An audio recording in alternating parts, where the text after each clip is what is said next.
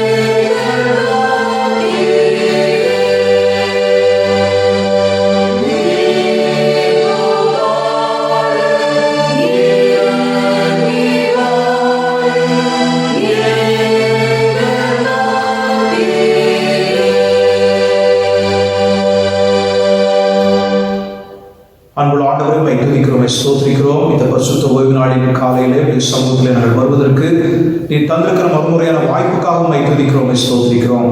நீர் வாக்குத்தத்தம் பண்ணியிருக்கிற பிரச்சனை எங்களுடைய மத்தியில் இருப்பதற்காக ஸ்தோத்திரம். நாங்கள் ஆவியோடும் உண்மையோடும் தொழுது கொள்வதற்காக அழைக்கப்பட்டிருக்கிறோம். அதை நிறைவேற்றுவதற்காக இந்த இடத்துல கூடியிருக்கிறோம். தேவன் தாமே எங்களுக்கு உதவி செய்ய ஜெபிக்கிறோம். பரிசுத்த ஆவியானவர் எங்களுக்கு உதவி செய்ய ஜெபிக்கிறோம்.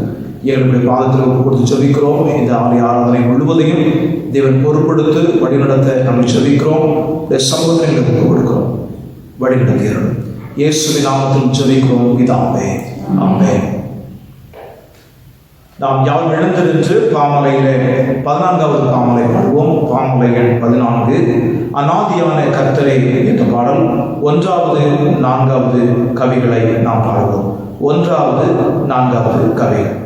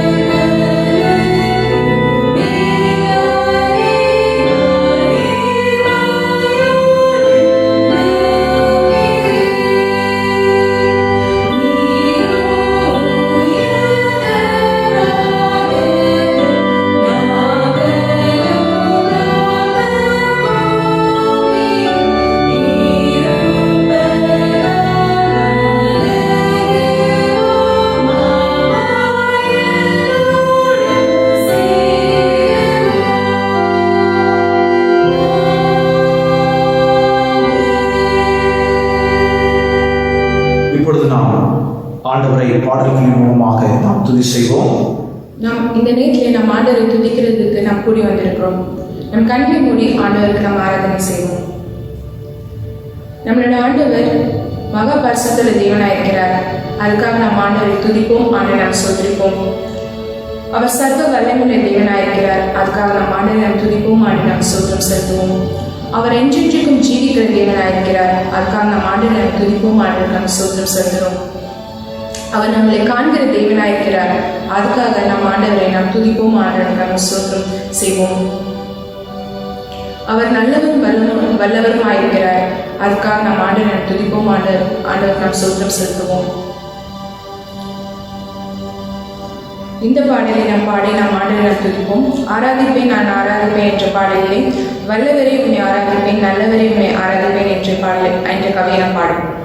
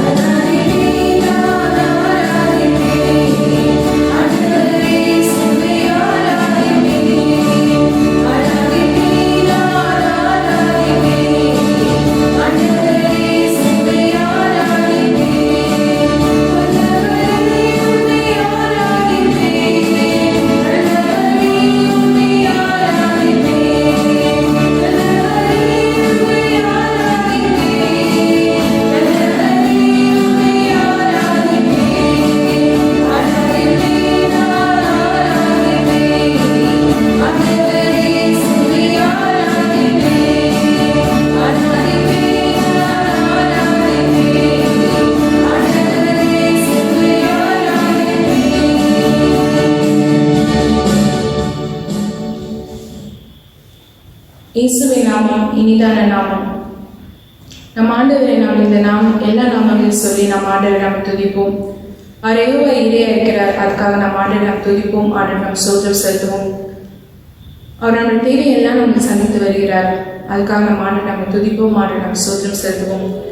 யெகோவா ஷாலமாயிருந்து அவர் நம்மளோட வாழ்வில சமாதானம் தந்து வருகிறார். அதுக்காக நம் ஆண்டவரை நாம் துதிப்போம், ஆண்டவரை நாம் சோதரம் செலுத்துவோம். அவர் யெகோவா நிசியா இருக்கிறார். அதுக்காக நம் ஆண்டவரை நாம் துதிப்போம், ஆண்டவரை நாம் சோதரம் செலுத்துவோம். அவருடைய நாமம் எல்லா நாமத்துக்கும் மேலான ஒரு நாமமாக இருக்கிறது. அதுக்காக நம் ஆண்டவரை நாம் துதிப்போம், ஆண்டவரை நாம் சோதரம் செலுத்துவோம். அவர் யெகோவா ரஃபா இருந்து நம்மளுக்கு சுகம் தந்து வருகிறார். அதுக்காக நம் ஆண்டவரை நாம் துதிப்போம், ஆண்டவரை நாம் சோதரம் செலுத்துவோம். அவருடைய நாமம் சாத்தானை ஜெயிக்கிட்ட நாமமாயிருக்கிறது. அதுக்காக நம் ஆண்டவரை நாம் துதிப்போம், ஆண்டவரை நாம் சோதரம் செலுத்துவோம். எல்லா சாபங்களையும் முறியடிக்கிற ஒரு நாமமாயிருக்கிறது. அதுக்காக நம் ஆண்டவரை நாம் துதிப்போம், ஆண்டவரை நாம் சோதரம் செலுத்துவோம். அவருடைய நாமம் எல்லா பாவத்தையும் போக்கும், எல்லா பயமதையும் நீக்கும். அதுக்காக நம் ஆண்டவரை நம்ம துதிப்போம், ஆண்டவரை நாம் சோதரம் செலுத்துவோம். இந்த பாடலை பாடி நாம் ஆண்டவருக்கு நாம் சோதரம் செலுத்துவோம்.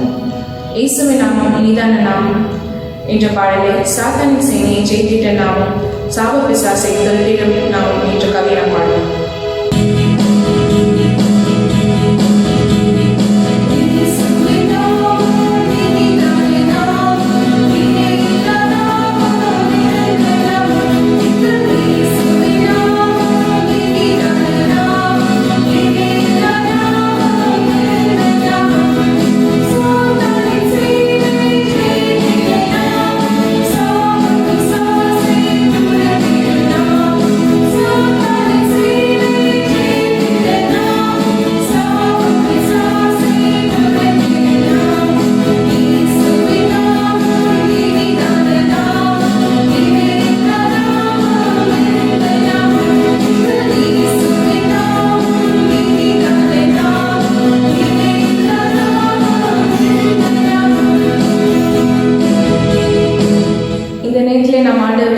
செலுத்துவோம்.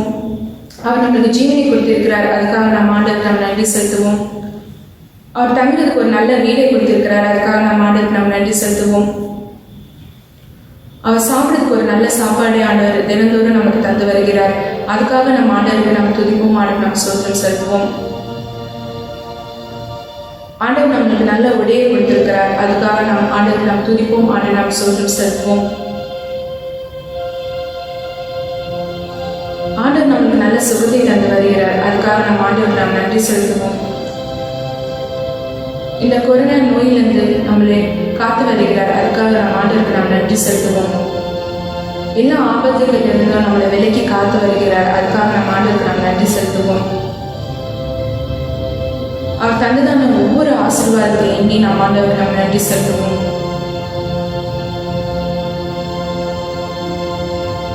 இந்த நேரத்தில் நம்மளோட பாவம் குற்றங்கள் எல்லாத்தையும் ஆண்டவர் முன்பாக நம்ம அறிக்கை செய்வோம். நம்மளுடைய வாய் ஆண்டவருக்கு பிரியமில்லாத வார்த்தையை பேசியிருக்கக்கூடும். அதுக்காக நம்ம ஆண்டவர்கிட்ட நம்ம மன்னிப்பு கேட்போம். நம்மளுடைய கண்கள் பார்க்கக்கூடாத காரியங்களை பார்த்துருக்கக்கூடும். அதுக்காக நம்ம ஆண்டவர்கிட்ட நம்ம மன்னிப்பு கேட்போம். நம் காதுக்கு கேட்கக்கூடாத வார்த்தைகளை கேட்டிருக்கக்கூடும். அதுக்காக நம்ம ஆண்டவர்கிட்ட நம்ம மன்னிப்பு கேட்போம். நம் கைகள் செய்யக்கூடாத வேலைகளை செய்திருக்கக்கூடும். அதுக்காக நம்ம ஆண்டவர்கிட்ட மன்னிப்பு கேட்போம். நம் கால்கள் நடக்கக்கூடாத திசையில நடந்திருக்கக்கூடும். அதுக்காக நம்ம ஆண்டவர்கிட்ட நம்ம மன்னிப்பு கேட்போம். நம்மளுடைய எண்ணங்கள் மூலமாக நாம் பாவம் செய்திருக்கக்கூடும். அதுக்காக நம்ம ஆண்டவர்கிட்ட நம்ம மன்னிப்பு கேட்போம்.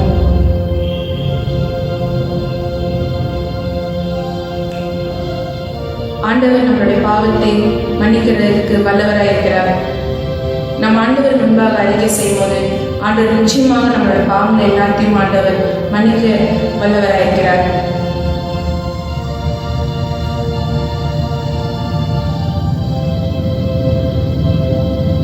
இந்த நேரத்தில் நாமே நம் ஆண்டவர் முன்பாக அர்ப்பணம் செய்வோம்.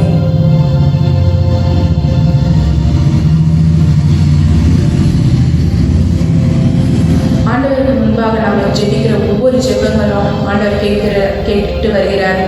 அதுக்கு பதிலளித்து வருகிறார். நம் கண்ணீரோடு நம்ம ஜெபிக்கிற ஒவ்வொரு ஜெபமும் ஆண்டவர் முன்பாக இருக்கிறது.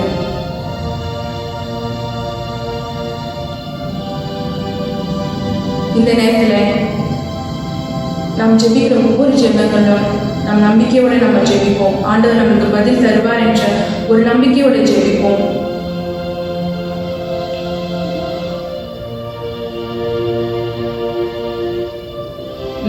நம்மளோட ஆண்டவர் நம்மளை கைவிடுற தேவன் இல்லை. அவர் நிச்சயமாக நம்மளோட ஜெபத்தை கேட்டு நம்மளுடைய எல்லா தேவைகளை சந்திக்கிற வல்லவராக இருக்கிறார். இந்த நேரத்தில் நம்ம எந்த ஜெபத்திலே உண்மை தேடி வந்தேன் என்ற பாடலிலே நாளெல்லாம் பாதத்தில் கர்த்தாவே அமர்ந்திடுவேன் என்ற கவியை நாம் பாடுவோம்.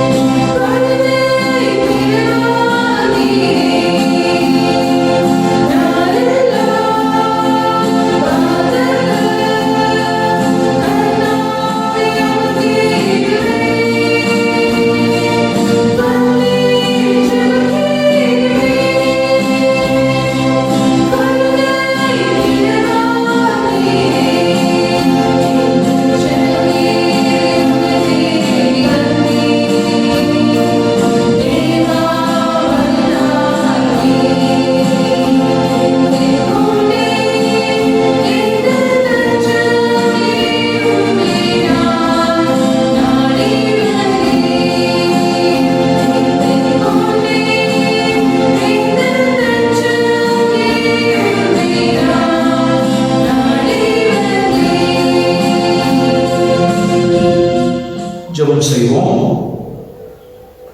அன்புள்ள ஆண்டவரை உம்மை துதிக்கிறோம், ஸ்தோத்திரிக்கிறோம். இந்த வேளையிலும் விசேஷமாக என்னுடைய பாவங்கள், குற்றங்கள், குறைகள் உடைய சமூகத்தில் இருக்கும் என்றால் எங்களை நீ தயவாக மன்னிக்க வேண்டும் என்று சொல்லி ஜெபிக்கிறோம். உடைய துய ரத்தத்தினால எங்களை கழுவி சுத்தப்படுத்த வேண்டும் என்று சொல்லி ஜெபிக்கிறோம். இப்பொழுதும் இந்த கொரோனா தொற்றுக்காக நாங்கள் ஜெபிக்கிறோம். பல நாடுகளை சீரழித்துக் கொண்டிருக்கிற இந்த நோய்க்காக நாங்கள் ஜெபிக்கிறோம்.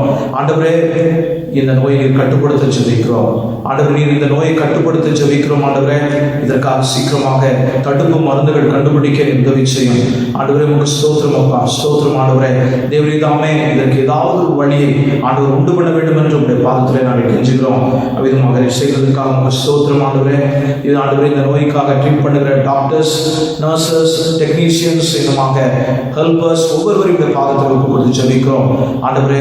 இவர்களுக்கு இந்த தொற்று இவர்களை தொடாதபடி ஆண்டவரே, இவர்களை இந்த தொற்று தொடாதபடி நீ பாதுகாத்து கூட ஜெபிக்கிறோம். கிருபையும் இரக்கமும் ஆண்டவரே இந்த பிள்ளைகளோடு கூட இருக்க ஜெபிக்கிறோம். வேலை அடைத்து பிள்ளைகளை நீ பாதுகாத்து கூட நாங்கள் ஜெபிக்கிறோம். அதே போல ஆண்டவரே, திருச்சபை மக்கள் ஒவ்வொருவரையும் பாதத்தில் ஒப்பு கொடுத்து ஜெபிக்கிறேன் ஆண்டவரே. நீதானே ஆசீர்வதியும். திருச்சபை மக்கள் அநேகர் ஆண்டவரே பயத்தினாலே இருப்பது உமக்கு தெரியும் ஆண்டவரே. நீதாமே கிருபையாக இறங்கி ஆண்டவருடைய வாக்குத்தத்தங்களை கொடுத்து அவர்களை நீர் ஆண்டவரே ஆறுதலையும் தேர்தலையும் அவர்களுக்கு தர வேண்டும் என்று சொல்லி பாதத்தில் கெஞ்சுகிறேன். அது விசேஷமாக நோயின் நிமித்தமாக ஆண்டவரே கஷ்டப்பட்டு கொண்டிருக்கிற பிள்ளைகள் ஒவ்வொருவரையும் உடைய பாதத்திலே நான் தருகிறேன். இந்த பிள்ளைகளுக்கு நீ உதவி செய்யும் ஆண்டவரே. பலவீனத்தினுடைய பலன் பரிபூர்ணமாக விளங்க வேண்டும் என்று உடைய பாதத்தில் கெஞ்சுகிறேன் ஆண்டவரே. நீ உதவி செய்யும் ஆண்டவரே. ஆண்டவர் ஒவ்வொரு நோயாளிகளுக்கும் உதவி செய்யும். தேவையோடு கூட பண தேவையோடு கூட இருக்கிற பிள்ளைகளுக்கு நீ உதவி செய்யும். அவருடைய தேவைகள் யாவும் சந்திக்கப்பட வேண்டும் என்று சொல்லி ஜெபிக்கிறோம் ஆண்டவருடைய சம்பளத்தில் ஒப்பு கொடுக்கிறோம் ஆண்டவரே. இது வழிநடத்தி இருக்கும் ஆண்டவரே. இன்னமாக அடுத்த நாளில் கொடுக்கப்பட போகிற செய்திக்காக ஜெபிக்கிறோம். அது ஆண்டவரே காண்கிற ஒவ்வொரு பிள்ளைகளுக்கும் கேட்கிற ஒவ்வொரு பிள்ளைகளுக்கும் ஆசீர்வாதமாக இருக்க வேண்டும் என்று உடைய பாதத்தில் கெஞ்சுகிறோம். அவ்விதமாக செய்கிறதுக்காக நன்றி ஆண்டவரே. நன்றியோடு துதிக்கிறோம், ஸ்தோத்திரிக்கிறோம். இதை இந்த காணொலி காட்சி காண்கிற ஒவ்வொருவரையும் பாதத்தில் ஒப்பு கொடுத்து ஜெபிக்கிறேன். அவருடைய தேவைகள், மன எண்ணங்கள், மன இயக்கங்கள் எல்லாம் உமக்கு தெரியும் ஆண்டவரே. நீர் தாமே அதற்கு ஏற்ப பிள்ளைகளுக்கு நீர் ஆண்டவரை பூர்த்தி செய்ய நாங்கள் ஜெபிக்கிறோம் ஆண்டவரை. நீர் உதவி செய்யும் ஆண்டவரே. நீர் உதவி செய்யும் ஆண்டவரே. நீர் எங்களுடைய ஜெபங்களை கேட்கிற தேவன் ஆண்டவரே. உதவி செய்யும்படியாக ஜெபிக்கிறோம். விதமாக ஒவ்வொருவருடைய பாதத்தில் ஒப்பு கொடுத்து ஜெபிக்கிறோம். தொடர்ந்து ஆண்டவரை ஆலயங்களை பொறுப்படுத்தி வழிநடத்தி ஜெபிக்கிறோம். எல்லாவற்றையும் இயேசுவின் நாமத்தில் ஜெபிக்கிறோம் பிதாவே, ஆமென். பரமண்டலங்களில் இருக்கிற பிதாவே, நாமம் பரிசுத்தப்படுவதாக, ராஜ்யம் வருவதாக, சித்தம் பரமண்டலத்தில் செய்யப்படுவது போல பூமியில் செய்யப்படுவதாக. அடுத்ததாக தெரிவித்தார் எங்களுக்கு ஒரு மாநிலத்தில் செய்கிறவர்களுக்கு மன்னிக்கிறது போல எங்கள் குற்றங்களை எங்களுக்கு மன்னியும். எங்களை சோதனைகள் பிரவேசிக்கப்படாமல் இவனுக்கு ரட்சிக்கும் ராஜ்யம் வல்லமை மகிமையும் என்னைக்கு முடியவில்லை. ஆமென். தயவுசெய்து அவர்கள் இந்த காணொலி காட்சியின் மூலமாக இந்த ஆலய ஆராதனையில் பங்கெடுக்கிற உங்கள் ஒவ்வொருவரையும் நான் இயேசுவின் நாமத்தினாலே வாழ்த்தி வரவேற்கிறேன். கர்த்தராகிய ஆண்டவர் உங்கள் ஒவ்வொருவரையும் நீங்கள் ஆசீர்வதிக்கவும், இந்த செய்தி இந்த ஆலய ஆராதனை உங்களுக்கு ஆசீர்வாதமாக இருக்கவும் நாங்கள் ஜெபிக்கிறோம். ஒரு சில அறிவிப்புகள். முத்தெடுக்கவா தேர்வு ஆகஸ்ட் மாதம் 23ஆம் தேதி நடைபெறும் என்று அவர்கள் சொல்லியிருக்கிறார்கள். அதற்காக ஆயத்தப்படும்படி உடைய அன்போடு கூட நாங்கள் கேட்கிறோம். நம்முடைய புல்லட்டின்ல நம்முடைய நியூஸ் லெட்டரில் வருகிற கேள்விகளுக்கு பதில் எழுதி அதை ஃபோட்டோ எடுத்து நீங்கள் வாட்ஸ்அப்பில் நீங்கள் அனுப்பும்படியாக உங்களை அன்போடு கூட கேட்கிறோம். நீங்கள் கொடுக்க முடியாது என்று சொல்லி அதை வேலை செய்யாதிருக்க வேண்டாம். உங்களிடத்தில் ஏதோ ஒரு இடத்துல அநேகர் இடத்துல அந்த வாட்ஸ்அப் ஃபெசிலிட்டிஸ் இருக்கிறது. ஆகையினாலே அதன் மூலமாக அனுப்பும்படியாக உங்களை அன்போடு கூட கேட்கிறேன். தொடர்ந்து இந்த தொடர் சங்கி ஜெபத்தை செய்யுங்கள். ஒவ்வொரு நாளும் உங்களுக்கு ஒதுக்கப்பட்டிருக்கிற நேரத்தில் நீங்கள் ஜெபியுங்கள். ஜெபத்தை விட்டுவிடாதீர்கள். அது மாத்திரமல்ல, குடும்ப ஜெபத்தையும் விட்டுவிடாமல் அதற்கு முக்கியத்துவம் கொடுக்க உட்பட கேட்கிறேன். 1ஆம் தேதி காலை ஆராதனை, அதிகாலை ஆராதனை உங்களுக்கு காணொலி காட்சியின் மூலமாக ஒளிபரப்பப்படும். ஆகையினால் வெளியிடப்படும். ஆகையினாலே அதில் நீங்கள் பங்குபடியாக அதை நீங்கள் பார்க்கும்படியாக இதனுடைய ஆசீர்வாதத்தை பெற்றுக்கொள்ளும்படியாக உங்களை அன்போடு கூட அழைக்கிறேன். இந்த வாரத்தில் பிறந்தநாள் கொண்டாடுகிறவர் மிஸ்டர் சாமுல் அவர்கள் 29ஆம் தேதி தன்னுடைய பிறந்தநாளை கொண்டாடுகிறார். 29ஆம் தேதி தன்னுடைய பிறந்தநாளை கொண்டாடுகிறார். ஆகையினாலே இவர்களுக்காக தலைவணங்கி நாம் ஜெபம் செய்வோம். அன்புள்ள ஆண்டவரே, உம்மை துதிக்கிறோம், ஸ்தோத்திரிக்கிறோம். சாமுல் அவர்களுக்கு நாம் ஜெபிக்கிறோம். கர்த்தருடைய கிருபையினாலும் இரக்கத்தினாலும் அவருடைய மண்டம் முழுவதும் நீ வழிநடத்தி பாதுகாத்து ஆண்டவரே நீர் வந்திருக்கிறீர். உமக்கு ஸ்தோத்திரம், ஸ்தோத்திரம், ஸ்தோத்திரம். அவருடைய போக்கு மருத்துவம் அவளோடு கூட தங்கியிருந்தீர். குடும்பத்தை நீர் ஆசீர்வதித்தீர். உமக்கு ஸ்தோத்திரம் ஆண்டவரே. இப்பொழுதும் உடைய மகனுடைய பாதத்தில் ஒப்பு கொடுத்து ஜெபிக்கிறேன். உடைய மகனை நீர் ஆசீர்வதியும் ஆண்டவரே. அவர்கள் இந்த புதிய தீர்மானத்துக்குள் செல்ல வேண்டும் என்று யோசித்துக் கொண்டிருக்கிறார்கள். அதில் நீங்கள் வழிநடத்துதல் இருக்க வேண்டும் என்று சொல்லி பாதத்தில் கெஞ்சுகிறோம். ஆண்டவருடைய மனைவிக்காக, மகளுக்காக ஜெபிக்கிறோம். பிள்ளைகளை நீர் ஆசீர்வதியும் ஆண்டவரே. அவருடைய தேவைகளை சந்தித்து வழிநடத்தும். ஆண்டவர் சாமுவேலுக்கு பாதத்தில் கொடுக்கிறோம். அவர்களை பிதா, குமார், பரிசுத்தாவின் நாமத்தாலே ஆசீர்வதிக்கிறோம். தேவனுடைய கரம் அவர்களோடு கூட இருந்து அவர்களை ஆசீர்வதித்து அவர்களை வழிநடத்த வேண்டும் என்று இயேசுவின் நாமத்தில் ஜெபிக்கிறோம் பிதாவே, ஆமென். நாம் இப்பொழுது செய்திக்கு நேராக கடந்து செல்கிறோம். செய்திக்குள் கடந்து செல்வதற்கு முன்பதாக தலை தாழ்த்தி நாம் ஜெபம் செய்வோம். அன்புள்ள ஆண்டவரே, உங்களுடைய பாதத்திலே எங்களை தாழ்த்தி ஒப்புக் கொடுக்கிறோம். இந்த வேத வசனங்களை நாங்கள் ஆராய்ச்சி செய்யும்போது, தியானம் செய்யும்போது உம்முடைய வழிநடத்துதல் எங்களை காணப்பட ஜெபிக்கிறோம். எங்கள் ஒவ்வொருவரையும் பாதத்தில் ஒப்புக் கொடுத்து ஜெபிக்கிறோம். கவனத்தோடு கேட்கவும் ஆண்டவரை எங்களுக்கு உதவி செய்யும். உங்களுடைய சமூகத்தில் எங்களை தாழ்த்தி ஒப்புக் கொடுக்கிறோம். இந்த நேரம் முழுவதும் தேவன் பொறுப்படுத்த வழிநடத்த ஜெபிக்கிறோம். எல்லாவற்றையும் இயேசுவின் நாமத்தில் ஜெபிக்கிறோம் பிதாவே, ஆமென். இந்த மாதம் முழுவதும் இந்த கருத்தின் அடிப்படையில் நாம் தியானம் செய்து வருவோம். Prayer that breaks the bonds, விலங்குகளை உடைக்கிற விண்ணப்பம் என்ற கருத்தின் அடிப்படையிலே நாம் தியானம் செய்து வருகிறோம். ஏற்கனவே 3 செய்திகளை நாம் கேட்டிருக்கிறோம். இன்றைக்கு Prayer that broke the bonds of Paul, பவுலின் விலங்குகளை உடைத்த விண்ணப்பம் என்ற தலைப்பின் கீழே நாம் தியானம் செய்ய போகிறோம். ஒரு ஆதிவாசி மனிதன் ரோட்டில் போய் கொண்டிருக்கும் போது சில தீவிரவாதிகள் சேர்ந்து கொண்டு அவனை நிறுத்தி, நீ எதற்காக உன்னுடைய பழைய தெய்வங்கள் எல்லாம் விட்டுவிட்டு இயேசுவை பின்பற்ற நீ துவங்கி விட்டாய் என்று சொல்லி அவனிடத்தில் கேள்வி கேட்டார்கள். அவனை விதமாக சொன்னான், நான் ஒரு நாளைக்கு 200 ரூபாய் நான் சம்பாதிப்பேன். அந்த 200 ரூபாயிலே 200 ரூபாய்க்கும் நான் சாராயம் குடித்துவிட்டு வீட்டுக்கு செல்வேன். எந்த மணியும் நான் எந்த ஒரு பணமும் என்னுடைய வீட்டுக்கு நான் எடுத்து செல்ல முடியாது, குடும்பத்திற்கு கொடுக்க முடியாது. குடும்பத்தில் உள்ள பிள்ளைகள், மனைவி எல்லோரும் பட்டினியினாலே கஷ்டப்பட்டு கொண்டிருந்தார்கள். அதற்கு மேலாக நான் குடி போதையிலே பிள்ளைகளையும் மனைவியின் ஒவ்வொரு நாளும் நான் உதைத்து அவர்களை தொந்தரவு பண்ணி வந்தேன், அவர்களை துன்பப்படுத்தி வந்தேன் என்று சொன்னார். நான் என்றைக்கு நான் இயேசு கிறிஸ்துவை என் சொந்த ரட்சகராக நான் ஏற்றுக்கொண்டேனோ அன்றையிலிருந்து நான் குடிப்பதில்லை. இந்த 200 ரூபாயும் என்னுடைய வீட்டுக்கு நான் எடுத்து செல்கிறேன். நானும் என் மனைவி பிள்ளைகள் எல்லாரும், குடும்பத்தின் பிள்ளைகள் எல்லாரும் நாங்கள் ஒழுங்காக சாப்பிட்டு சந்தோஷமாக எங்களுடைய குடும்பத்தை நாங்கள் நடத்தி வருகிறோம். இதை சொல்லிவிட்டு அவர் கேட்டார், நான் இயேசுவை பின்பற்றுவதில் என்ன தவறு இருக்கிறது என்று சொல்லி கேட்டார். நான் இயேசுவை பின்பற்றுவதில் என்ன தவறு இருக்கிறது என்று சொல்லி கேட்டார். அங்கே வந்த தீவிரவாதிகளுக்கு எந்த பதிலும் சொல்ல முடியவில்லை, அமைதியாக சென்று விட்டார்கள். ஜெபம் நம்முடைய வெளிப்படையான வாழ்க்கையை மாத்திரமல்ல, உள்ளான வாழ்க்கையை மாற்றுகிறதாக இருக்கிறது. மறுபடியும் சொல்கிறேன், ஜெபம் நம்முடைய வெளிப்படையான வாழ்க்கையை மாற்றுகிறதும் அல்லாமல் உள்ளான வாழ்க்கையை மாற்றுகிறதாக இருக்கிறது.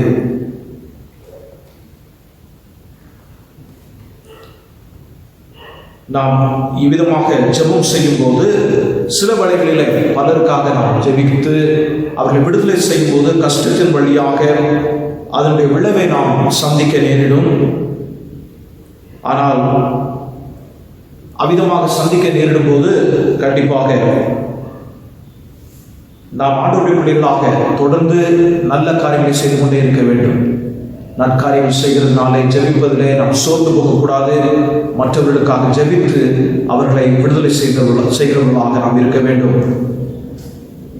நாம் தியானம் செய்ய போகிற பகுதி அப்போஸ்தலர் நடவடிக்கைகள் 16வது அதிகாரம் 16வது வசனம் முதல் 34வது வசனங்கள் அடங்கிய பகுதியில் இருக்கிறது. கருத்து வசனம் 25வது வசனம்.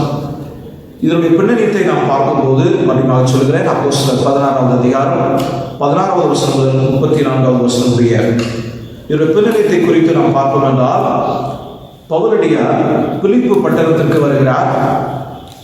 ஆண்டவருடைய வழிநடத்துதலுடைய பேரில் மக்கதோனியா நாட்டில் இருக்கக்கூடிய இந்த பட்டணத்துக்கு வருகிறார். இந்த பட்டணம் ரோமர்கள் குடியேறி வாழ்ந்த அல்லது குடியேற்றப்பட்ட ஒரு பகுதி அல்லது ஒரு பட்டணம் என்று சொல்லலாம். இந்த பகுதிக்கு பவுலடியார் இன்னும் அவரோடு கூட சேர்ந்தவர்களும் வருகிறார்கள். அங்கே இருந்து கொண்டு ஆற்றுப்புறமாக சென்று ஜபிக்கிறார்கள். ஒருவேளை ஒரு சிறிய ஜெப ஆலயம் அங்கே இருந்திருக்கக்கூடும். ஒருவருடைய சுவர்கள் சுற்றி இருந்ததோ இல்லையோ தெரியவில்லை. ஆனால் கண்டிப்பாக ஒரு ஜெபாலயம் அல்லது ஜெபிப்பதற்கென்று ஒரு இடம், யூதர்களுக்கென்று நியமிக்கப்பட்ட இடம், அல்லது ஆண்டவரை வழிபடுகிற பிள்ளைகளுக்கென்று இடம் இருந்திருக்கிறது. ஆகையினாலே அந்த இடத்துல போய் அவர்கள் ஜெபிக்கிறார்கள். இவர்கள் ஜெபிக்கும் போது இவர்களை பார்த்து அநேகர் அந்த இடத்துக்கு வருகிறார்கள். அவர்களுக்கு இயேசு கிறிஸ்துவை பற்றி சொல்கிறார்கள். இயேசு கிறிஸ்துவை பற்றி அவருடைய வாழ்க்கையை பற்றி வருகிறவர்களுக்கு எல்லாம் சொல்கிறார்கள். அந்த இடத்துல லீதியா என்று சொல்லக்கூடிய ஒரு பெண்மணி, அவள் ஆண்டவராகிய இயேசு கிறிஸ்துவை ஏற்றுக்கொள்கிறார். அவருடைய இருதயத்தை ஆண்டவர் திறந்தார் என்று சொல்லி வேதம் சொல்கிறது. இவர்களுக்கு கொடுக்கப்பட்ட பெயர் லீதியால் தமிழில் கொடுத்திருக்கிறார்கள், ஆனால் ஆங்கிலத்தில் லிதியா என்று கொடுத்திருக்கிறார்கள். இந்த லிதியா என்று சொல்லும்போது ஒரு நாட்டினுடைய பெயர். தியத்ரா ஊராளாகிய என்று சொல்லி கொடுத்திருக்கிறார்கள். தியத்ரா பட்டணத்தை சார்ந்தவர்கள். இந்த தியத்ரா லிதியா என்ற நாட்டிலே இருக்கிறது. ஆகையினால அங்கே இருந்து வந்ததுனாலே நாட்டினுடைய பெயரை இவர்களுக்கு கொடுத்திருக்கலாம் என்று சொல்லி வேத வல்லுநர்கள் கருதுகிறார்கள். இவருடைய உண்மையான பெயர் நமக்கு என்னவென்று தெரியாது. ஆனால் வேதாகமம் லிதியா என்று சொல்கிறது. தமிழிலே நாம் லீதியா என்று சொல்லி வாசிக்கிறோம். இவர்கள் தெய்வத்தை வணங்குகிறவர்கள், உண்மையான தெய்வத்தை வணங்குகிற, தேவனை வழிபடுகிற ஒரு பெண்மணி என்று சொல்லி வேதம் சொல்லுகிறது. வர்ஷிப்பர் ஆஃப் காட் என்று சொல்லி கொடுக்கப்பட்டிருக்கிறது. அப்படி என்றால் இவர்கள் கண்டிப்பாக யூத ஒரு பெண்மணியாக இருக்க முடியாது. யூத பெண்மணியாக இருந்திருந்தால் அவர் தேவனை வணங்குகிறவர் என்று சொல்லி வேறு விதமாக கொடுத்திருப்பார்கள். இவர்கள் இந்த தியத்ரா பட்டணத்திலிருந்து வந்து அல்லது அங்கிருக்கும் போதே தேவனை வழிபடக்கூடிய ஒரு மனுஷியாக இருந்திருக்கிறார்கள். அதாவது யூத மார்க்கத்திற்கும் யூத மதத்திற்கும் அவர்கள் வந்திருக்கக்கூடும். ஆங்கிலத்தில் ப்ராஸ்லைட் என்று சொல்வார்கள். அது யூத மதத்தை தழுவக்கூடிய ஒரு பெண்மணியாக இருந்ததுனாலே தேவனை வழிபடுகிற ஒரு பெண் என்று சொல்லிக் கொடுத்திருக்கிறார்கள். இவர்களுடைய இருதயத்தை ஆண்டவர் திறந்தது மாத்திரமல்ல, அவருடைய குடும்பங்கள், பிள்ளைகள் ஒவ்வொருவரும் ஆண்டவரை ஏற்றுக்கொண்டார்கள். இந்த பெண்மணி லீதியா தான் ஐரோப்பா கண்டத்திலே முதலாவதாக ஆண்டவரை ஏற்றுக்கொண்ட பெண்மணி. ஐரோப்பா கண்டத்திலே முதலாவது ஆண்டவரை ஏற்றுக்கொண்ட பெண்மணியாக இருந்தால் லீதியா. ஒருவேளை நாம் இந்த கேள்வியை கேட்டு பார்க்கலாம் நம்முடைய மனதில், லீதியாவை போல எப்படி லீதியா ஆண்டவரை ஏற்றுக்கொண்டாலோ அதே போல நமக்கு ஒரு முன்மாதிரியை எடுத்துக்கொள்ள முடியுமா என்று சொல்லி நாம் கேட்டு பார்க்கும்போது அதிகமாக எடுத்துக்கொள்ள முடியாது. ஏனென்றால் லீதியா ஒரு புறஜாதியான பெண். அவள் யூத மார்க்கத்திற்கு முதலாவது வந்தாள், பின்னதாக ஆண்டவரை ஏற்றுக்கொண்டாள். இன்னைக்கு யூதர்களிலே பலர் அவிதமாக சொன்னார்கள், முதலாவது நீங்கள் ஆண்டவரை ஏற்றுக்கொள்ள வேண்டும் என்றால் யூதனாக மாற வேண்டும், பின்னதாக நீங்கள் இயேசு கிறிஸ்துவினுடைய பிள்ளைகளாக மாற வேண்டும் என்று சொல்லி சொன்னார்கள். ஆனால் பவுலடியார் அதை முற்றிலுமாக மறுக்கிறார். அப்படி அல்ல, நாம் ஒவ்வொருவரும் ஆண்டவரை நேரடியாக பின்பற்ற முடியும், யூத மார்க்கத்திற்கு நாம் போக வேண்டிய தேவையில்லை என்று சொல்லி அவர் சொல்கிறார். ஆகையினாலே நாம் ஆண்டவரை நேரடியாக பின்பற்ற முடியும். ஆண்டவர் நம்முடைய இருதயத்திலும் நேரடியாக நம்முடைய இருதயத்தை திறக்க முடியும். லீதியாவுடைய இருதயத்தை திறந்த ஆண்டவர் நம்முடைய இருதயத்தையும் நேரடியாக திறக்க முடியும். இந்த ஒரு பின்னணியத்தோடு நாம் இப்பொழுது செய்திக்குள்ளாய் கடந்து செல்கிறோம். முதலாவதாக prayer broke the bondage. விண்ணப்பம் அடிமைத்தனத்தை உடைத்தது. வசனம் 14 நாம் பார்க்கிறோம். விண்ணப்பம் அடிமைத்தனத்தை உடைத்தது.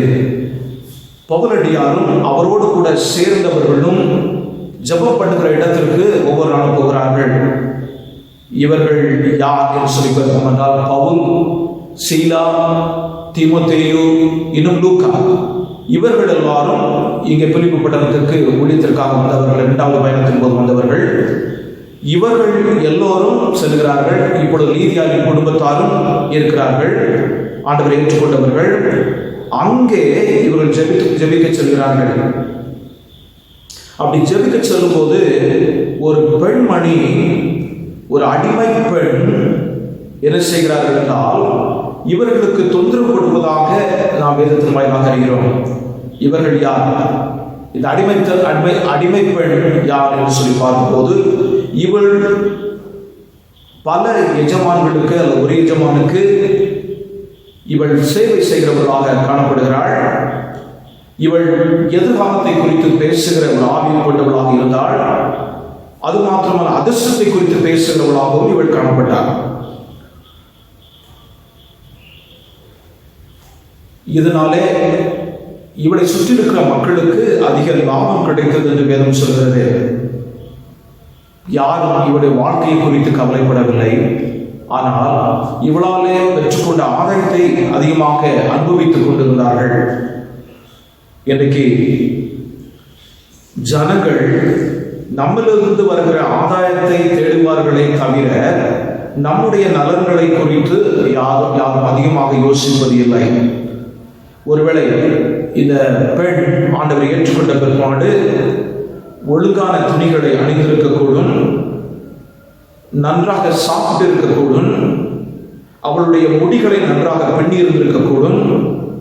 ஆனால் இதற்கு முன்னதாக அதிகமான ஒரு வாழ்க்கைக்குள் இவள் கண்டிப்பாக இருந்திருக்க முடியாது. ஏனென்றால் அவளுக்குள்ளாக அசுத்த ஆவி இருந்தது என்று சொல்லி வேதம் சொல்கிறது. இந்த அசுத்த ஆவியை குறித்து வேத வல்லுநர்கள் சொல்லும் போது த ஸ்பிரிட் ஆஃப் பைத்தன் என்று சொல்கிறார்கள். இந்த அப்பல்லோ என்று சொல்லக்கூடிய ஒரு தெய்வத்திலிருந்து வருகிற ஒரு ஒரு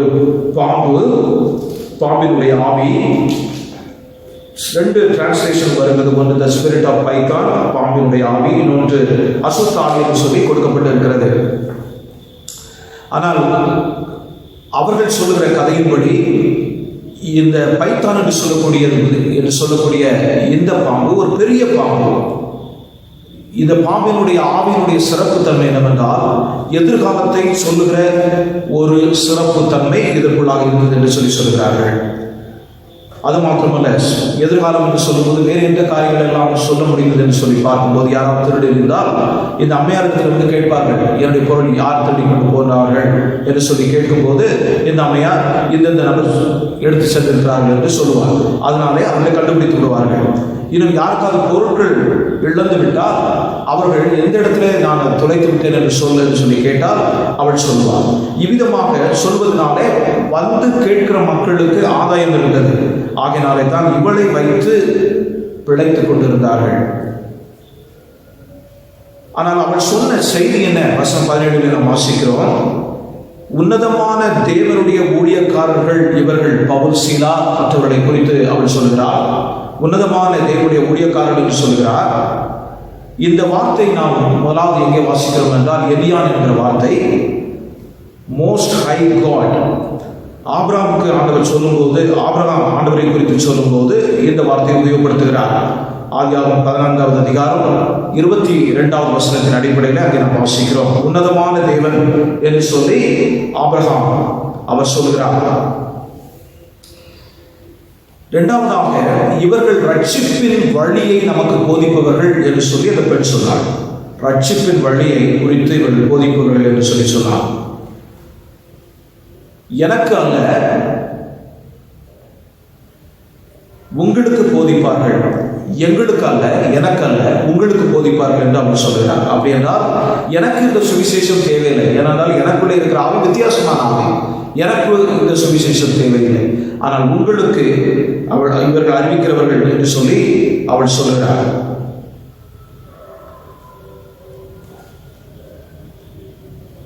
இவள் ஒருவேளை நாம் விதமாக யோசிக்க வேண்டும். பவுலடியார் இவளை தேடி சென்று இவளுக்கு விடுதலை கொடுத்தாரா, இல்லை இவளாகவே பவுலடியாரிடம் வந்தாரா என்று சொல்லும்போது வேதம் என்ன சொல்கிறது?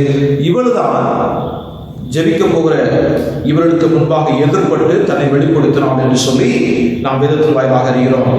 அப்படி என்றால் இதனுடைய எண்ணெய், இந்த அசுத்தாவினுடைய பொதுவான குணம் என்ன? தன்னுடைய பெருமையை அது வெளிப்படுத்தும். அசுத்தாவினுடைய குணம் என்னவென்றால் அது தன்னுடைய பெருமையை வெளிப்படுத்தும். இதே நிகழ்ச்சியை ஆண்டவராகிய இயேசு கிறிஸ்துவினுடைய வாழ்க்கையில் நாம் பார்க்கிறோம். மார்க் 1:24 அங்கே அசுத்தாவிகள் என்ன சொன்னதென்றால், நாங்கள் உண்மை பற்றி அறிவோம், நீ தேவனுடைய பரிசுத்தர் என்று சொன்னது.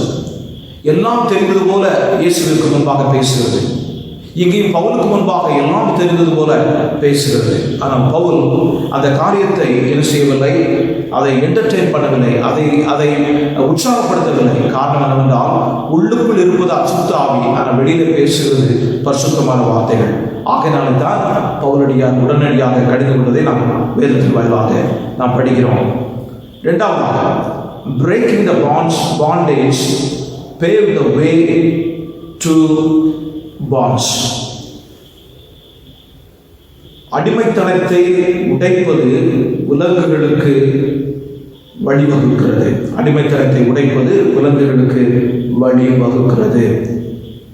ஆண்டவருடைய பார்வையில இந்த நிகழ்ச்சியை நாம் யோசித்து பார்ப்போம் என்றால்,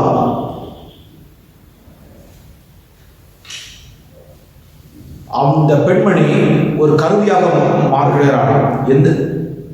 இவர்கள் கஷ்டப்படுவதற்கு, பவுலும் சீலாவும் கஷ்டப்படுவதற்கு, துன்பப்படுவதற்கு கருவியாக இந்த மகள் மாற்றப்படுகிறாள். ஆனால் ஒரு குடும்பத்திற்கு ரட்சிப்பு கொண்டு வருவதற்கும் இவள் காரணமாக அமைகிறாள். அந்த ஜெயிலர், சிறை காப்பவனுடைய குடும்பத்தினர் ரட்சிப்பை அடைந்து கொள்வதற்கும் இவள் காரணமாக அமைகிறாள். பவுல் ஒவ்வொரு நாளும் பவுலும் அவரோடு கூட சேர்ந்தவர்களும் ஜெபிக்க செல்லும் போது இவள் விதமாக தொந்தரவு பண்ணி கொண்டே வருகிறாள். அவள் என்ன சொல்கிறாள் அதையும் சொல்லிக் கொண்டு வருகிறாள். ஆகையினாலே பவுலடியார் அந்த ஆவியை கடிந்து கொள்கிறார். இயேசு கிறிஸ்துவின் நாமத்தினாலே இவளை விட்டு புறப்பட்டு போ என்று சொல்லி இவளிடத்திலே சொல்லவில்லை, ஆவியிடத்திலே சொல்கிறார். அவள் ஒரு சாதாரண பெண்மணியாக காட்சி அளிக்கிறாள். அவளுக்குள்ளாக இருந்த ஆவி போய்விடுகிறது. இப்பொழுது ஒருவேளை அவனுடைய எஜமானிகளின் பின்னதாக செல்லாமல் இப்பொழுது பவுலுக்கு, சீலாவுக்கும் மற்ற ஊழியக்காரர்களுக்கும் பின்னதாக இவள் செல்கிறாள். இவளால் பெற்றுக்கொண்ட ஆதாயம் போய்விட்டது என்று சொன்ன உடனே தான் இவளை குறித்து கவலைப்படவில்லை. ஆனால் அந்த ஆதாயம் போய்விட்டது என்று சொல்லி பவுலையும் சீலாவையும் அவர்கள் அடித்து சிறைச்சாலைக்கு ஒப்புவிக்கிறார்கள். நாம் ஆண்டவருக்காக அல்லது மற்றவர்களுக்கு ஆண்டவர் மூலமாக நன்மை செய்யும் போது யாரும் நம்மை உற்சாகப்படுத்துவதில்லை. நம்மை கடிந்து கொள்வார்களே தவிர, நம்மை தண்டிப்பார்களே தவிர யாரும் நம்மை உற்சாகப்படுத்துவதில்லை. ஒருவேளை நான் உதாரணத்துக்கு சொல்வேன் என்றால், புகையிலை உபயோகப்படுத்துகிற ஒருவர் புகையிலை உபயோகப்படுத்துவதை நிறுத்திவிட்டால் கம்பெனிக்கும் நஷ்டம், விற்பனையாளர்களுக்கும் நஷ்டம். அதே போல சாராயம் குடிக்கிறவர்கள் சாராயம் குடிப்பதை, அந்த மதுபானம் குடிப்பதை நிறுத்திவிட்டால் அதை உற்பத்தி செய்தவர்களுக்கும் நஷ்டம், இன்னுமாக அதை விற்பவர்களுக்கும் நஷ்டம். சூதாட்டம் விளையாடுகிறவர்கள் சூதாட்டத்தை நிறுத்திவிட்டால் அதை நடத்துகிற கம்பெனிக்கும் நஷ்டம், இன்னுமாக அதில் கமிஷன் படுகிற பிள்ளைகளுக்கும் அந்த வியாபாரிகளுக்கும் அது நஷ்டமாக போய்விடும். இன்றைக்கு உலகம் விதமாகத்தான் இருக்கிறது.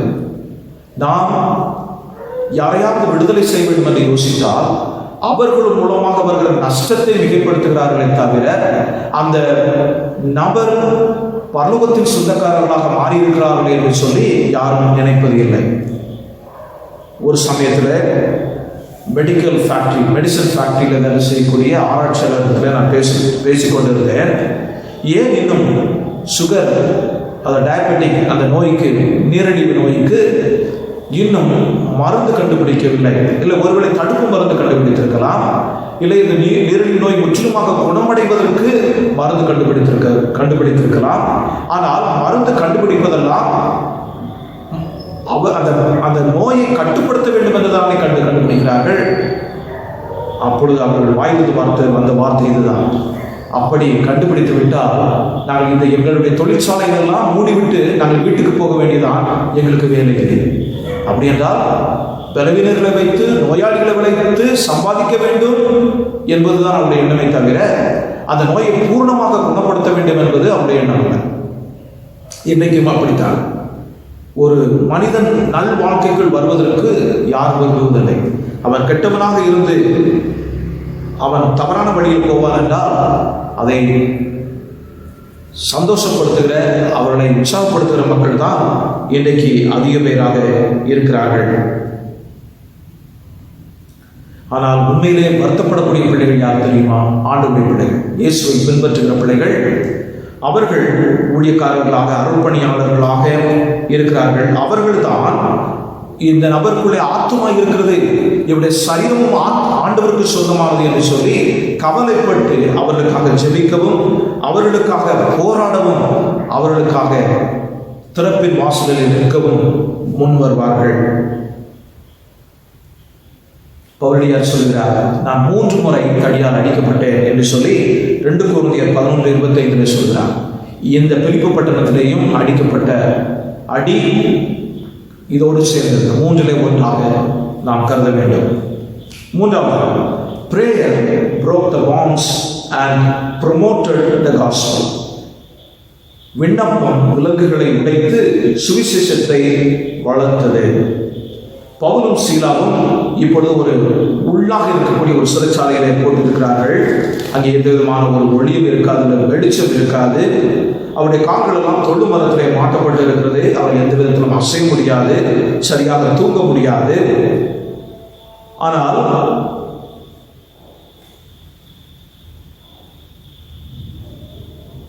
இவர்கள் அங்கே உள்ளே அமர்ந்து கொண்டு அந்த இரவிலே அவர்கள் அந்த இரவை கழித்துக் கொண்டிருக்கிறார்கள். அவர்களுக்கு தெரியும், நாளை காலையிலே நாங்கள் நியாய தீர்ப்புக்கு முன்பதாக நிற்க வேண்டும் என்று அறிந்தும், என்ன தண்டனை எங்களுக்கு கொடுக்கப்படும் என்பது அறியாதிருந்தும் இவர்கள் சத்தமாக பாடினார்கள் என்று வேதம் நமக்கு சொல்கிறது. இது இந்த நேரத்தில் சத்தமாக பாடுவது ஒரு சரியான காரியமா என்று சொல்லி நாம் யோசிக்கும் போது பவுலுடைய உள்ளான நோக்கம் இதில் வெளிப்படுகிறது. உள்ளான நோக்கம் என்னவென்றால், ஜெபத்தின் மூலமாக ஆண்டவரை துதிப்பதன் மூலமாக எங்களுடைய துன்பங்கள் எங்களை விட்டு நீங்கும். எங்களுடைய கஷ்டங்கள், நாங்கள் அடித்து எங்களுக்கு கொடுக்கப்பட்ட அடிகளினுடைய பாதிப்பு எங்களுடைய மனதில் வந்து இன்னும் துக்கப்படுத்தாதபடி அது எங்களை விட்டு, அந்த எண்ணங்கள், அந்த வருத்தம் எங்களை விட்டு கடந்து செல்லும்.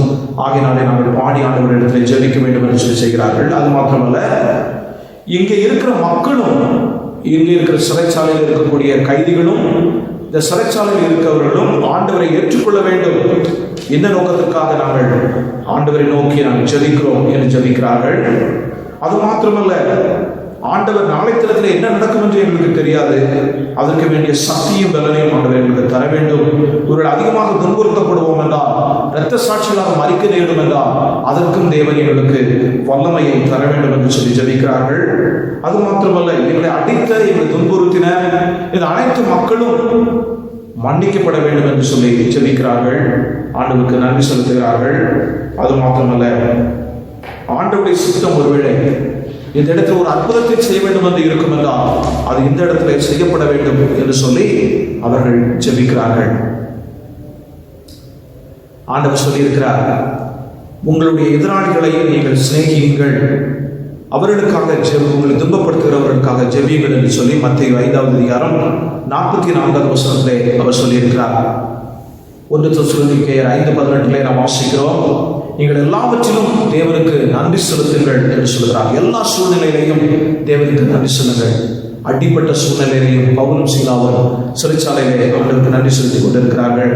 இந்த மத்தேயு 24:9 பின்பகுதியில் நாம் வாசிக்கிறோம், என் நாமத்து நிமித்தம் நீங்கள் சகல ஜனங்களாலும் பகைக்கப்படுவீர்கள் என்று சொல்லி அங்கு வாசிக்கிறோம். ஆங்கிலத்திலே all Nations including Macedonia, Macedonia நாடு. இந்த மக்கதோனியா நாட்டு மக்களுக்கு கூட இவர்களை பின்னதாக துன்புறுத்துவார்கள் என்பது ஆண்டவர் சொல்லியிருக்கிறார். எல்லா நாடுகளும், ஆல் நேஷன்ஸ் அப்படி என்றால் இதை இன்னும் விரிவான ஒரு மொழிபெயர்ப்பு செய்ய வேண்டும் என்றால், எல்லா தேசத்து ஜனங்களுக்கு சொல்கிறதில்ல, எல்லா தேசத்து ஜனங்களும் உங்களை துன்புறுத்துவார்கள். இயேசு கிறிஸ்துவனுடைய போதனையை பின்பற்றி அவர்கள் ஜெபித்துக் கொண்டு அந்த நடு ராத்திரியிலே ஜெபித்துக் கொண்டு இருக்கிறார்கள். சங்கீதக்காரர் சொல்கிறார் 119:62, நான் இரவிலே நான் உம்மிடத்தில் ஜெபித்து உம்மை துதிப்பேன் என்று சொல்கிறார். இவர் ஒருவருடைய சங்கீதங்களை பாடலாக பாடியிருக்கக்கூடும், இது சொந்தமாக பாட்டி இயற்றி அவர்கள் பாடியிருக்கக்கூடும். அந்த இடத்துல ஆண்டவரை துதித்து என்ன வார்த்தை வாய் வருகிறதோ அதற்கு இசை போட்டு அவர்கள் பாடியிருக்கலாம். ஆனால் அவர்கள் இயேசு கிறிஸ்துவுக்காக இவ்விதமாக கஷ்டப்படுகிறதை நினைத்து ஆண்டவருக்கு நன்றி சொல்கிறார்கள். இந்த கஷ்டத்தின் வழியாக செல்வதற்கு ஆண்டவர் எங்களுக்கு ஒரு பொருட்டாக எண்ணியிருக்கிறாரே என்று சொல்லி ஆண்டவரை துதிக்கிறார்கள். ஜெபமும் துதியும் எல்லா இடத்திலும் கேட்கப்படும். அது உள்ளான சிறைச்சாலையாக இருந்தாலும் சரி, கிடங்காக இருந்தாலும் சரி, பாதாளமாக இருந்தாலும் சரி, பாதாள கிடங்காக இருந்தாலும் சரி, எல்லா இடத்திலிருந்தும் அது கேட்கப்படும். ஜெபத்திற்கு எந்த ஒரு தடையும் யாராலும் கொண்டு வர முடியாது. எந்த ஒரு பெரிய அதிகாரியும் கொண்டு வர முடியாது. எந்த ஒரு மந்திரவாதியும் கொண்டு வர முடியாது. அதில் இன்றைக்கு நடைமுறையில் நாம் சொல்லுவோம் என்றால் நோ சிக்னல் ப்ராப்ளம். ஆண்டவரத்தில் பேசணும், ஐயோ சிக்னல் போயிடுச்சு எனக்கு நீங்கள் சொல்றது கேட்கல அப்படின்னு சொல்ல முடியாது. அப்புறம் கொஞ்ச நேரம் பேசணும், ஐயோ பேட்டரி லீக் ஆகிட்டு, பேட்டரியில் சார்ஜ் இல்லை, நான் பிறகு பேசுகிறேன்னு சொல்ல முடியாது, சொல்ல தேவையில்லை. அது மாத்திரமல்ல, நான் இன்னைக்கு சார்ஜ் போட்டிருந்தேன், அதுக்கு இந்த சார்ஜ் ஒரு மாதம் சார்ஜ் முடிஞ்சு போச்சு, இனிமேல் நான் காசு போட்டால் தான் இனிமேல் பேச முடியும் என்று சொல்ல வேண்டிய தேவையில்லை. ஆண்டவரிடத்தில் எப்பொழுது நாம் பேசுகிறோமோ அப்பொழுது உடனடியாக ஆண்டவருடைய சமூகத்தில் எட்டப்படுகிறது. ஏனென்றால் நம்முடைய ஆண்டவர் பரலோகத்தில் இருந்தாலும் அதே தேவன் நம்முடைய பிரசன்னம் நம்முடைய உள்ளத்தில் இருக்கிறது. அவர் வெளியில இருந்து கேட்க வேண்டிய தேவையில்லை. நாம் செய்கிற ஜெபத்தை நம்முடைய உள்ளத்திலிருந்தே அவர் கேட்கிறார். ஆகையினாலே நம்முடைய ஜெபம் உடனடியாக அவரிடத்திலே போய் சேர்கிறது. அவர் உடனடியாக பதில் கொடுக்கிற தேவனாக இருக்கிறார். இங்கேயும் பவுல் சீலாவுடைய வாழ்க்கையில உடனடியாக பதில் கொடுக்கிறார். அங்கே சிறைச்சாலையினுடைய கதவுகள் இந்த பெரிய சத்தத்தினாலே அந்த பூமி அதிர்வினாலே அதிர்கிறது. இது தேவனாலே உண்டானது என்பதற்கு சாட்சி என்ன? பெரிய அதிர்வு ஏற்பட்டதற்கு எல்லாம் பொதுவாக 5.8 லிட்டர் அளவில் நமக்கு பூமி அதிர்ச்சி வரும்போது சில வினாடிகள் அது நிற்கும் என்றால் நிறைய கட்டடங்கள் இடிந்து விடுகிறது, கிராக், அது கீறல்கள் விழுந்து விடுகிறது. ஆனால் இங்கே நாம் பார்க்க இந்த அதிர்வு இவர்களை கட்டி வைத்திருந்த தொழு மரத்தையும் கதவுகளை உடைத்ததை தவிர வேறு எந்த பாதிப்பும் அங்கே கொண்டு வரவில்லை. ஆகையினால இது தேவன் கொண்டு வந்தது என்று சொல்லி நமக்கு நன்றாக தெரியும். திரைச்சலை கீழிருந்து மேலே கிழித்தால், கீழிருந்து மேலே கிழித்து சென்றால் அது மனிதனுடைய முயற்சி. ஆனால் மேலே இருந்து கீழே கிழியும் என்றால் அது ஆண்டவருடைய வேலை. இவ்விதமாக அதிசயத்தை அந்த இடத்திலே ஆண்டவர் செய்கிறவராக இருக்கிறார். இவருடைய கால்கள் விலங்கிலிருந்து அந்த தொழுமரத்திலிருந்து விலக்கப்படுகிறது. இவர்களுக்கு மாத்திரமல்ல, அங்கு இருக்கிற எல்லா சிறைச்சாலையில் இருக்கக்கூடிய கைதிகளுக்கும் அவ்விதமாகவே நடைபெறுகிறது. இந்த சத்தத்தை கேட்டு சிறைச்சாலைக்காரன் எழுகிறார். அவர் எழுந்து விடுதலை பெற்றுக்கொண்டார்களே என்று சொல்லி பார்க்கிறார். விடுதலை அந்த தேவன் கொடுத்து விட்டாரே என்று சொல்லி பார்க்கிறார். ஆனால் அதே நேரத்தில் ஒரு பெரிய வருத்தம் அவரை ஆட்கொள்கிறது. இவர்களெல்லாம் தப்பித்திருந்தால் என்னுடைய வாழ்க்கை என்ன? இவர்கள் தப்பித்து போயிருப்பார்களே, அப்படி என்றால் என்னுடைய வாழ்க்கை என்ன? எனக்கும் நாளை தினத்தில் அவர்களுக்கு என்ன தண்டனை கொடுக்கப்படுமோ அதே தண்டனை எனக்கு கொடுக்கப்படுமே என்று சொல்லி அந்த ஒரு பயத்தினாலே தன்னுடைய உரையில் இருக்கிற கத்தியை எடுத்து அல்லது பட்டயத்தை எடுத்து தன்னை கொன்றுவிட வேண்டும் என்று சொல்லி அவர் விரும்புகிறார். ஆனால் பவுலுக்கு எப்படி தெரிந்தது என்று சொல்லி நாம் யோசிக்க வேண்டும். பவுல் அடியாருக்கு இவர் தன்னுடைய பட்டயத்தை உருவினது எவ்விதமாக தெரிந்தது சொல்லி பார்க்கும்போது, ஒருவேளை அந்த உரையிலிருந்து எடுக்கும்போது அது ஒரு இரும்பு உரையாக இருக்கும் என்றால் சத்தம் கண்டிப்பாக வரும். ஆனால் இரண்டாவதாக இவர்கள் இருப்பது உள் அறையில். இந்த சிறைச்சாலைக்காரன் இருப்பது வெளியிலே ஒருவருடைய சிறு வெளிச்சத்தில் அவன் இருந்திருக்கக்கூடும். உள்ளே இருந்த கதவுகள் எல்லாம் திறந்திருப்பதனால இங்கிருந்து பார்க்கும்போது அவனுடைய பட்டயம் மென்னுகின்ற அந்த பட்டயத்தை அவன் பார்க்கும்போது, பவுலடியார் பார்க்கும்போது சத்தமிடுகிறார், நீ உனக்கு ஒன்றும் செய்து கொள்ளாதே என்று சொல்லி நீ நிறுத்து என்று சொல்லி அவன் சாகுவதை நிறுத்துகிறதை நாம் வாசிக்கிறோம், வேதத்தில் வாசிக்கிறோம். கடவுள் தேவன் இந்த சிறைச்சாலைக்காரனுக்காக, தலைவனுக்காக ஒரு பெரிய திட்டத்தை வைத்திருந்தார். அவன் ஆண்டவரை ஏற்றுக்கொள்ள வேண்டும் என்று திட்டத்தை வைத்திருந்தார். ஆனால் சாத்தான் அவனுக்கு உடனடியாக பக்கத்தில் இருந்து ஒரு திட்டத்தை வைத்திருந்தான். அந்த திட்டம் அவனை கொன்றுவிட வேண்டும் என்ற திட்டம் தான். ஆனால் அதை செய்வதற்கு முடியவில்லை. ஏனென்றால் ஆண்டவருடைய திட்டம் தான் எப்பொழுதும் மேலோங்கி நிற்கும், சாத்தானுடைய திட்டம் அல்ல. ஆண்டவருடைய திட்டம் தான் மேலோங்கி நிற்கும்.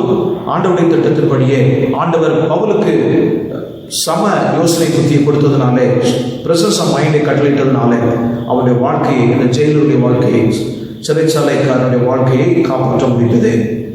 அவர் விளக்கை கொண்டு வருகிறார். இவருடைய பாதத்தில் விழுந்து நான் ரட்சிக்கப்படுவதற்கு ஆண்டவன்மாரே, இதுக்கு முன்னால் அடித்தவர்களை உள்ள வைக்கும் போது வேறு விதமாக யோசித்தார். ஆனால் இப்பொழுது அவரை பார்த்து, ஆண்டவன்மாரே, ரட்சிக்கப்படுவதற்கு நான் என்ன செய்ய வேண்டும்? அவர் கேட்கிற இந்த வார்த்தைகளை குறித்து நாம் சிறிது யோசிக்க வேண்டும். நான் என்று சொல்கிறார், ரட்சிக்கப்படுவதற்கு நான் என்ன செய்ய வேண்டும் என்று சொல்கிறார். அப்போ இதை நாம் யோசிக்கும் போது கண்டிப்பாக ஒரு விடுதலையின் வாழ்க்கை எனக்கு வேண்டும் என்று சொல்லி அவர் கேட்கிறார். இந்த ரட்சிக்கப்படுவதற்கு என்ன செய்ய வேண்டும் என்கிற வார்த்தையை எங்கிருந்து இவர் பெற்றிருக்கக்கூடும் என்று சொல்லி பார்க்கும்போது, ஒருவேளை இந்த அடிமை பெண் இவர்கள் ரட்சிப்பின் வழியை போதிப்பவர்கள் என்று சொல்லி அவள் சொன்னார். ஒருவேளை அதை கேட்டிருக்கலாம், அல்லது ஆற்றின் ஓரமாக பிரசங்கம் செய்து கொண்டிருந்த போது அவருடைய பிரசங்கத்தை கூட கேட்டிருக்கலாம். ஆனால் நமக்கு வேதம் அதை குறித்து தெளிவாகவும் சொல்லவில்லை. ஆனால் கண்டிப்பாக இவர் கேட்கிற கேள்வி, ரட்சிக்கப்படுவதற்கு நான் என்ன செய்ய வேண்டும் என்று சொல்லி அவர்கள் இருவருக்கு முன்பாக நிற்கும்போது தன்னுடைய பாவத்தை உணர்கிறார். இந்த பரிசுத்தவான்களுக்கு முன்பாக நிற்கும்போது பாவத்தை உணர்கிறார். ஏன் இவர்கள் பரிசுத்தவான்கள்? இவர்களுக்குள்ளாக நல் வழக்கங்கள் இருக்கிறது. இவர்கள் மற்றவர்களுக்கு மதிப்பு கொடுக்கிறார்கள். ஒருவேளை நான் செத்துவிட வேண்டும் என்று யோசித்திருந்தால் ஒன்றும் சொல்லியிருக்க மாட்டார்கள். நான் இறந்த பிற்பாடு மெதுவாக இந்த சிறைச்சாலையை விட்டு சென்றிருக்கக்கூடும். ஆனால் என் மீது கரிசனை வைத்து என்னை காப்பாற்ற வேண்டும் என்று விரும்புகிறார்கள் இவர்கள் பரிசுத்த ஜனங்கள். ஆகியனால கண்டிப்பாக இவர்கள் வணங்குகிற தேவன், அந்த ரட்சிப்பின் தேவனை நாம் வணங்க வேண்டும் என்று சொல்லி முன்வருகிறார்கள். பவுலடியார் சொல்கிறார், கர்த்தராகிய இயேசு கிறிஸ்துவை விசுவாசி, அப்பொழுது நீயும் உங்கள் வீட்டாரும் ரட்சிக்கப்படுவீர்கள் என்று சொல்கிறார். இவர் கேட்பதெல்லாம் நான் ரட்சிக்கப்படுவதற்கு என்ன செய்ய வேண்டும்? பவுலடியார் இவருக்கு மாத்திரம் சொல்லவில்லை, ஆனால் அந்த குடும்பத்திற்கு முழுவதும் சொல்கிறார். அவருடைய கேள்விக்கு பதில் அவருக்கு மாத்திரமல்ல, அந்த குடும்பத்திற்கு முழுவதும் அவர் சொல்கிறார், நீயும் உன் வீட்டாரும் ரட்சிக்கப்படுவீர்கள் என்று சொல்லி அவருடைய செய்தி கரிசனை அவருக்கு இடத்தில் மாத்திரம் இருந்ததில்லை, அந்த குடும்பத்தின் பிள்ளைகள் மீது இருந்தது. அதனாலே நீயும் கர்த்தராகிய இயேசு கிறிஸ்துவை விசுவாசிக்கப்படும், நீயும் உன் வீட்டாரும் ரட்சிக்கப்படுகிறீர்கள். ஆண்டவருடைய சுவிசேஷத்தை சொல்கிறார்கள், ஞானஸ்நானம் பெறுகிறார்கள். அதுக்கு அப்புறமாக வீட்டிற்கு இவர்கள் வருகிறார்கள். வந்து இவருடைய காயங்களுக்கு மருந்திட்டு கழுவி சுத்தப்படுத்தி விட்டு பின்னதாக இவர்கள் அங்கே அவர்களுக்கு உணவு பரிமாறப்படுகிறது. அவர்கள் உண்ணுகிறார்கள். பவுலடியார் தன்னுடைய வயிற்றுக்கோ தூக்கத்திற்கோ முழுமையான நேரத்தை கொடுத்ததில்லை. ஒருவேளை நான் அந்த இடத்துல இருந்திருக்கேன், முதலாவது சாப்பாடு கொடுங்கயா, பசிக்குதியா, அதுக்கப்புறம் மற்ற வேலையெல்லாம் பார்க்கலாம். ஆண்டவர் பற்றி நைட்டில் பிறகு சொல்கிறேன், இல்லை நான் நாளை காலையில் சொல்கிறேன், இல்லை பின்னதாக சொல்கிறேன். என்னுடைய தேவை இப்பொழுது பசியா, அல்லது என்னுடைய புண்களை முதலாவது காயங்களை கழுவுங்கள் என்று சொல்லியிருக்கக்கூடும். ஆனால் இவர் முதலாவது ஆண்டவரை பற்றி சொல்லிவிட்டு ஆண்டுடைய காரியங்களை விவரித்து விட்டு கடைசியாக அவர் உணவருந்த சொல்கிறார். எவ்வளவு ஒரு கரிசனை! ஏனென்றால் எப்பொழுது கிருபையின் காலம் வேலை செய்வதோ அப்பொழுது சுவிசேஷத்தை அறிவிக்க வேண்டும் என்பது பவுலுடைய எண்ணம்.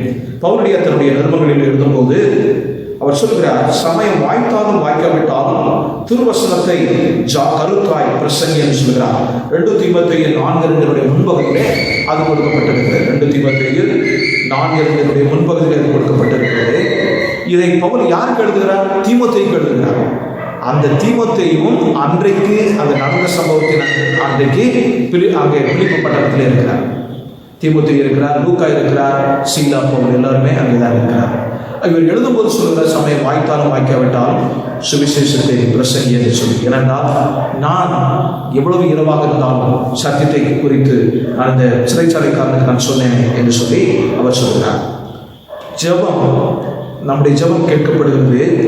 அது நம்முடைய சரீர பிரகாரமான விடுதலையையும் ஆவிக்குரிய பிரகாரமான விடுதலையும் அது கொடுக்கிறது. நம்முடைய ஆண்டவர் அற்புதங்களையும் அதிசயங்களையும் செய்கிற தேவனாக இருக்கிறார். நாம் செய்ய வேண்டியதெல்லாம் தேவனுக்கு முன்பாக ஜெபத்திலையும் துதிகளையும் பாட, ஜெபமும் துதியும் ஆண்டவருக்கு முன்பாக நாம் ஏறெடுக்க வேண்டும். அப்படி ஏறெடுக்கும் போது அது சரீர விடுதலையும் நமக்கு கிடைக்கிறது, ஆவிக்குரிய விடுதலையும் கிடைக்கிறது. ஆகையால் இந்த நாட்களிலே நாம் அதிகமாக நம்முடைய சரீர விடுதலைக்காகவும் ஆவிக்குரிய விடுதலைக்காகவும் தேவனிடத்தில் அதிக நேரம் செலவிடுவோம். எந்த நேரம் என்று பார்க்காதபடி எப்பொழுதெல்லாம் இந்த சமயம் கிடைக்கிறதோ அப்பொழுதெல்லாம் நாம் ஜெபிப்போம். மற்றவர்களுக்கு சொல்வதிலே, ஆண்டவரை குறித்து சொல்வதிலே நாம் முனைப்பாய் இருப்போம். ஆண்டவர் தாமே நம் ஒவ்வொருவரையும் ஆசீர்வதிப்பாராக. ஆமென்.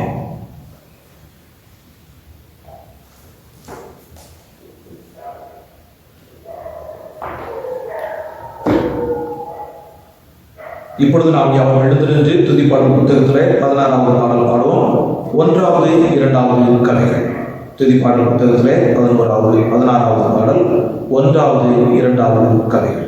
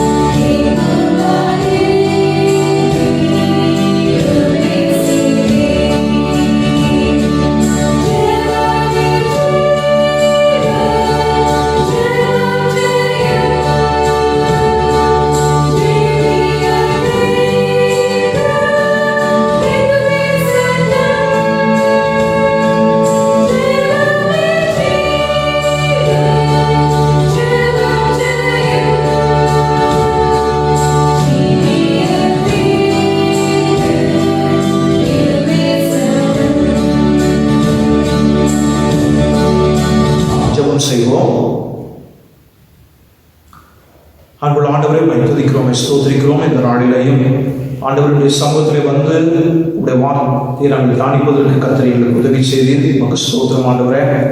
பவுல் சீலாவை போல எப்பொழுதும் நாங்கள் ஜெபிக்கிறவர்களாக, எந்த நேரத்திலும் ஜெபித்து துதிக்கிறவர்களாக காணப்பட நீர் எங்களுக்கு உதவி செய்யும்படியாக ஜெபிக்கிறோம். அதனுடைய பின்னணியம், அதனுடைய நோக்கம் மற்றவர்கள் ஆண்டவரை குறித்து அறிந்து கொள்ள வேண்டும் என்பதுதான் எங்களுடைய நோக்கம். ஆண்டவரே, அன்பிதமான நோக்கத்தில் நாங்கள் செயல்பட எங்கள் ஒவ்வொருவருக்கும் உதவி செய்ய ஜெபிக்கிறோம். இந்த காணொலி காட்சியை கண்டு கொண்டிருக்கிற ஆண்டவரே, உங்களுடைய பிள்ளைகள் ஒவ்வொருவருடைய பாதத்தில் ஒவ்வொரு ஜெபிக்கிறேன். ஒவ்வொருவரையும் தனிப்பட்ட முறையில் நீர் ஆசீர்வதியும். ஆண்டவரை தொடர்ந்து உடைய குருவை பிள்ளைகளை ஆட்கொள்ள வேண்டும் என்று சொல்லி ஜெபிக்கிறேன். அவருடைய தேவைகள் எல்லாவற்றையும் இந்த நாட்களில் சந்திக்க வேண்டும் என்று சொல்லி ஜெபிக்கிறேன். அவர் எடுக்கிற சிறு முயற்சிகள் எல்லாவற்றையும் நீர் ஆசீர்வதியும். அவர் சிறு வியாபாரத்தை நீர் ஆசீர்வதியும். அவர் சிறு வேலை நீர் ஆசீர்வதியும். அது மூலமாக அந்த குடும்பங்கள் போஷிக்கப்பட வேண்டும் செய்யும். உடைய சம்பளத்தில் ஒப்பு கொடுக்கிறேன். ஆண்டவரே, நன்றி அப்பா. நன்றியோடு துதிக்கிறோம், ஸ்தோத்திரிக்கிறோம்.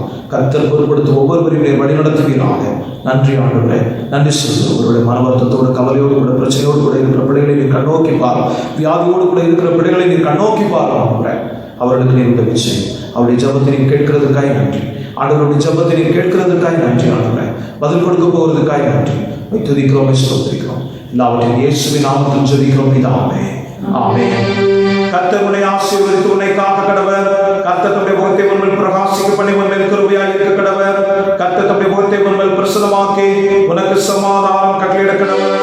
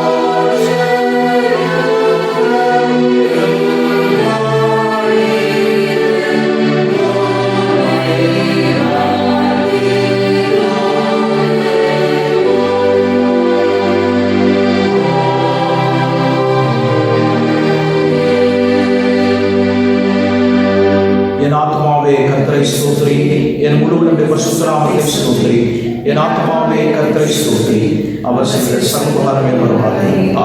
கர்த்தரோடு கூட இருப்பாராக. சமாதானத்தோட போக கடவும். தயவுசெய்து அமருங்கள். எல்லாருக்கும் தோத்திரம். ஆண்டவர் ஒவ்வொருவரையும் ஆசீர்வதிப்பாராக.